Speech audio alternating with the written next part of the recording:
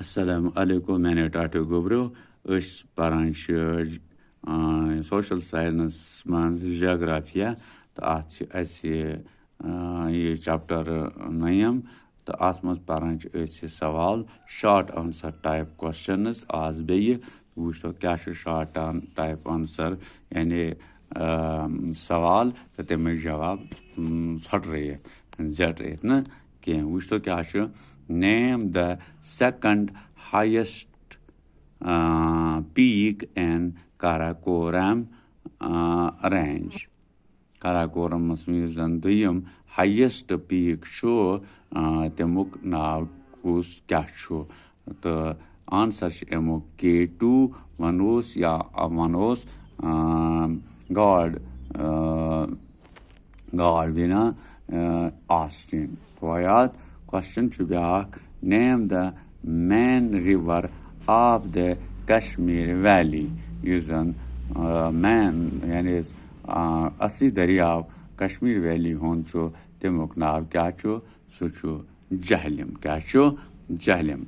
Which is highest mountain peak of the greater Himalayas? Yani sarve ko thud using kohon hond show peak yani thazar show talch sukush Kashmir yat greater Himalayas mas sucho Nanga Parbat Nanga Parbat.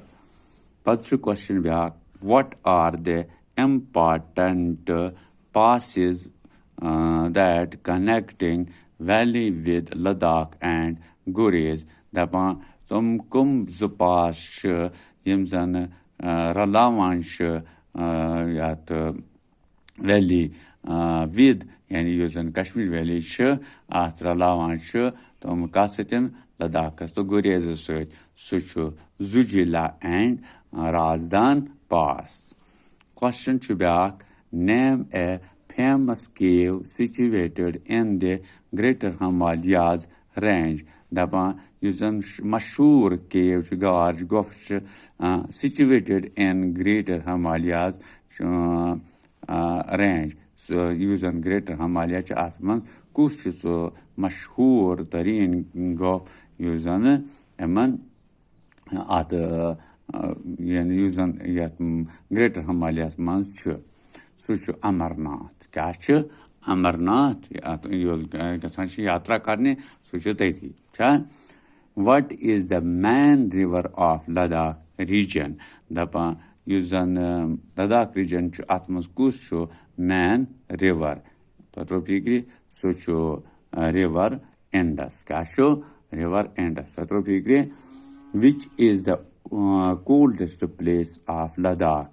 The Mansarva Kotsaratarin Jaikus Ladakas man Sukasho Dras Kacho Dras. Acha Pachubak Sont is local name for which of the season in Kashmir.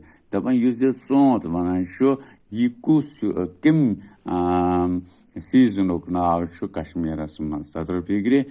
So go spring season. And spring season using Asanshu, that one I choose Kya Sont. It I can question Biakasi name the largest glacier in Ladakh.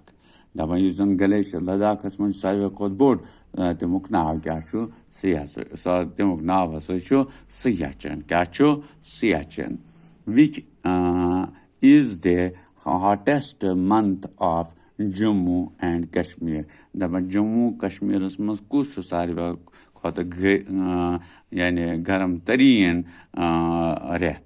So to Kashmir is most kush asan July. Catch asan July. Tatropigre the yim savalgasan etakan lek uchin the pat kaipi pet node farmawin. तो क्या कि बेट में पे कुछ साथ याद करने जरूरत फिलहाल गो 5-6 फिर लियाकुन अति रोज तत्कान ये जहनस में ठीक पटन यू तो ये कुछ साथ एमन सवाल इतने सवाल उन जवाब यो दिउन तो रोज सो याद ऑटोमेटिकली तो एक जवाब देत पाते आसानी सान हाँ वुनकस गो यूद एम पत वुचो क्या आज बेति सु वनो तो इंशाल्लाह रहमान बशर्ते की जिंदगी शादीक शुक्रिया